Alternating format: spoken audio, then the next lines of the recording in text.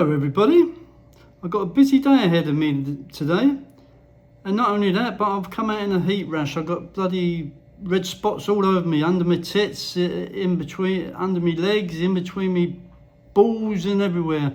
But anyway, I will persevere. I've got to go to the metal smith shop to get some, order some metal sheeting, only like 28-inch square metal sheeting for my gates, because fucking chickens keep coming in. Anyway, there's chickens roaming around, so I found 2 of them nesting in my plant pot yesterday. So I will go and get some metal and get someone to weld it on. Yeah, not only that, but it also stops the cats, rats, and there are rats everywhere. So anyway, then I've got to go a bit of shopping. Then I want to go down to Seaside, to the squatters area, and I just want to explain that some of the comments that you made, and I've answered all my fucking comments. Yes, someone said to me, why don't you answer your comments? And I went through them nearly 2 hours. I didn't know where they was, but I do now. Anyway, I've answered every comment. So the squatters area, quite rightly says, some of you said that they don't own anything, but just let me say one thing. If you compare squatters like in England, I don't know what it's like in any other country, but in England, the squatter is where they break into a house or a factory and they take it over and they live there until they get kicked out. The squatters in the Pajo area in Seaside, they don't own the land that their houses are on, or shacks, or whatever you want to call them, what they live in, but they built them houses themselves, so they are theirs. Some of them have been there 40 years. That's how long this squatters area has been there, and it's a home for over 400 families. Now, this is where I've actually bought some rented rooms, so when I get time, I will just take a quick look around the area. But that's what it is. Yes, they don't own nothing. They build their homes out of scrap wood, whatever they can find. If there's a space somewhere, they will build a small home there. Yes, the barangay or the government could kick them out, but the barangay policy at the moment is until they've got somewhere to rehouse them, they will not move them. And they've been there 40 years. And like I said, it's over 400 families, so it's quite a lot of people to rehouse. And they're quite happy there. I would take you around there, give a quick look, but I will not go in their houses. I will not ask to go in their houses. I said that in a previous video. I don't want to impose on people's privacy or look down on what they have or anything. As far as I'm concerned, they're a happy bunch down there. New Year and parties that are better than most places that I've been to. Everyone enjoys themselves, everyone's happy. You have a few arguments again, but like everywhere in the Philippines, you have 2 people arguing, then all of a sudden the whole neighbourhood's out listening. So it's a good place. The kids are more happy in Seaside than most places in Europe. They're always running around, laughing, singing, dancing, especially now with TikTok and everything else. You see them in the street dancing in their little groups. I try to imitate them, but they just laugh, so I'll just fuck off and fucking leave them, bastards.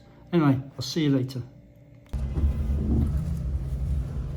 I'm trying to drive with the camera on the tripod, so bear with me if it's a fucking mess. I'm turning right, left I mean. I'm getting worse than the Filipino drivers. Anyway, I'm leaving the bus terminal now. I'm coming down to the T-junction. I'll put my right indicator on. Yes, I use indicators here, yeah. And I need to get across the other side of the road because I'm going to turn left.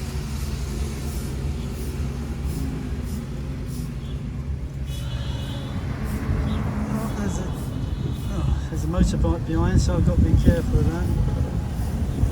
What fucking No indicators, no fucking nothing.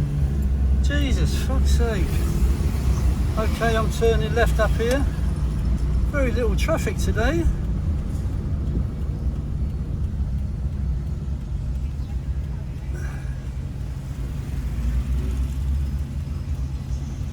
I don't know, he's got the freaking right way here. I think whoever crosses first.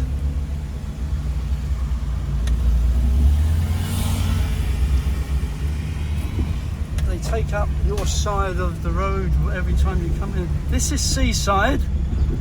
This is where the squatters area is. Always dogs in the road. Beep, beep. Young ladies driving. Coming down towards the seaside now. I have to switch it off soon. There's little kids here. Motorbikes.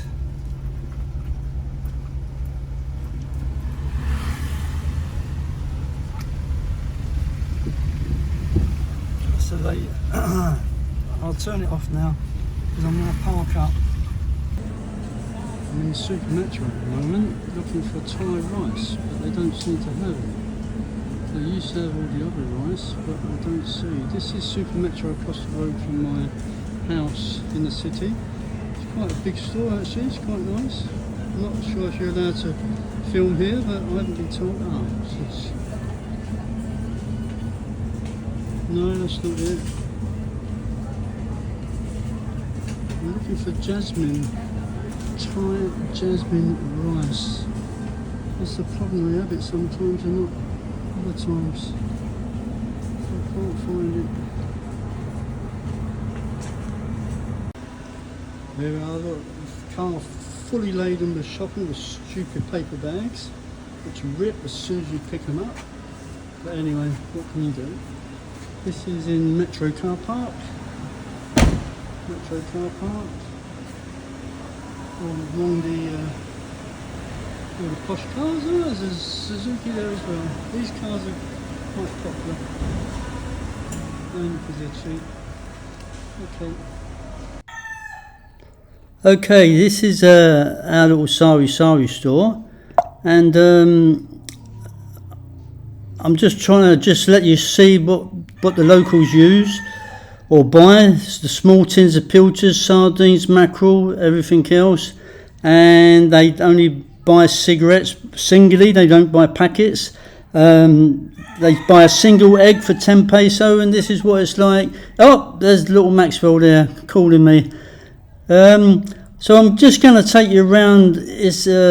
Watch him crossing the road with all these trucks going past. He's running to his dad. I've got a freaking cockerel started again now. But anyway, this is the chapel. They had a leaking roof, so like they always do, they strip it completely down and the rain gets in it, and they don't have enough money for the repairs. So that's what they're doing. They're just trying to get the roof done at the moment, but they run out of money. Instead of just waiting to get the money first and then do it, they just go heads on and just do everything. So I'm just playing about here with one of the guys fixing up a shelter for the Sari Sari store. Anyway, I'm going to go just a quick look round. It's a bit awkward because I can't really see what I'm doing on the film because the record audio is stuck right in the middle. But anyway, this is what the squatters area looks like. It's very narrow paths. There's water pipes, as you can see, and I've all fell down them quite a few times. And at the end there is a well that people use for washing clothes and washing themselves. They stand there in their shorts and just bathe themselves. It's quite deep. Apparently someone got killed down there once that was drunk. This is an alley. This is the house on the left is where my friend's mother lives and family, and that's one of the siblings who's quite shy, Kenneth. But I'm going to take you around to where I've got the the rooms for rent. Now, this, believe it or not, is someone's house that we've just passed. Yeah, her brother died a few days ago, and I gave her money to help with the funeral. which I didn't film because it was just out of a goodwill gesture. So I don't film. Anyway, we're coming into my houses now, my rented rooms. We let someone that's building a house, wanted to get the kids out of the way from the door. We let someone come in to remove wood because they are building a house in a squatter's area somewhere else. But we didn't realise that they were going to take the fucking roof as well. So now I don't have any roof. These are 2 CRs which need to be sorted out. These are the rooms which have been completely stripped with the wood. And as you can see, it's not a very, very nice condition. Some of these walls, I'm even going to shake one of them. Some of these walls are not even stable. They're completely loose. That's one of the people's sons helping to strip it down. But the condition, look, I'm shaking that. Can you imagine? Someone's sleeping in there and there's wind and that wall drops down on them. Same as this one here with the 2. Look, it doesn't look as if they've got any cement. They don't use a lot of cement in these places. And I'm testing all the walls and they're all loose. Every bloody wall in this place is loose. So what I intend to do is knock all the walls down and replace them with breeze blocks and just start afresh and have it blocks with rebars so it's all sturdy. The whole place is a mess. It needs a good tidy up. Unfortunately, they've taken the roof as well, which we didn't plan, but anyway, they're doing us a favour. We're obviously giving them some money to help them, and it's helping me because I don't have to get rid of the wood either. So these rooms are just disgusting. I wouldn't expect people to live in these rooms, but yet they do. It's the way they live, apparently. They're used to it. Look, no roof. If it pisses down with rain, every fucking room's going to get flooded. But anyway, maybe I bit off a bit more than I could chew, but at the end of the day, I don't think it's going to cost that much. The top layers are all going to be wood anyway, and the bottom is all going to be blocks.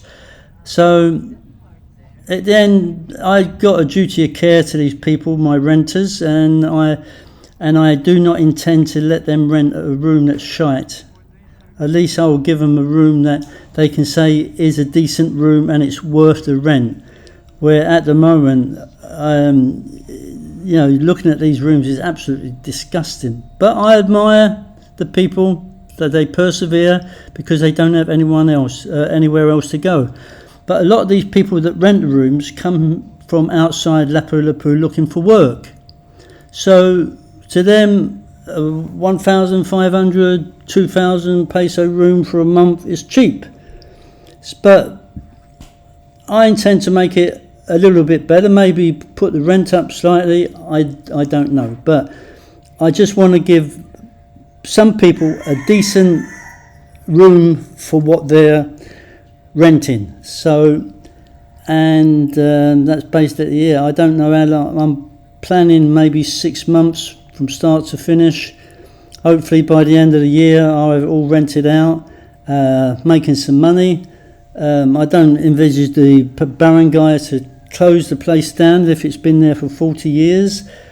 But you never know. As long as I can get my money back and for what I bought it for, and also for what I pay for the maintenance, then I will be quite happy. But it's just disgusting. It's just disgusting. Anyway, I'll go down a little bit further. I don't want to delve around. Most of the squatters' area is very similar, very narrow paths and that. But I have to be very careful because I'm tall, and when they building these little houses, they tend to put corrugated roofs quite low, so I've got to be careful of my head. So, and also you get dog shit on the floor and cat shit on the floor. This is where I need to build some sort of wall because it's just wood, so I need to build up and get some sort of firm structure around the whole place, and the rooms breeze blocked and cemented and everything good with decent doors, and maybe I put a roof on top of the rooms and then another roof on top of that just for extra safety, just using the cheap corrugated iron. At least if there's another typhoon and it rips the first roof off, at least they've got some sort of shelter still on the rooms. Little cockroach dead, thank God. I'm not a great fan of cockroaches. Yeah, this is what it's like all over, but it spreads way back, and I wouldn't dream of going anywhere because I'll probably get lost. But yeah, this place on the left here is someone's house. Believe it or not, they live in here. It's a family, and I think their children used to rent a room, and now they've moved back in. But yeah, it's this is no one in particular, just one of the family. But I'm heading back down now to the Sari Sari store. It's so hot today, it's unbelievable. And I couldn't use the mic on the phone because I think that was getting hot as well, and it wasn't connecting properly. But yeah, this is where I've come down. We're back to the chapel again. A quick look in the Sari Sari store again. This is where my friend. We have a store here. It's not very big, but it makes money. Sari Sari stores do make money. But it's long hours, and we've just been to the wholesale shop to buy some more stuff for the shelves, because eggs, isn't that? We have to go to the market for the eggs. The boxes on the floor. If you can see them, I don't know if you can see them. We had some boxes on the floor that we just come back from the shop, and that's basically it really. It's a quick look at the seaside squatters. This is the front of the store with various crisps, the gas bottles for cooking that everyone uses, crisps and that for the kids, biscuits, and they do everything. In this store you can buy everything from candles to women's things to disinfectant to bleach, everything. This may interest you as well. This is a water dispenser. It's hot and cold water, like one of them big gallon plastic water bottles. It goes in the top, and you put a peso in and put your container under the tap, and then you'll get water. This is just a quick look at some of the houses. They build them on top of houses, on top of each other, and that is the way it is. This is a seaside. 400 families live here.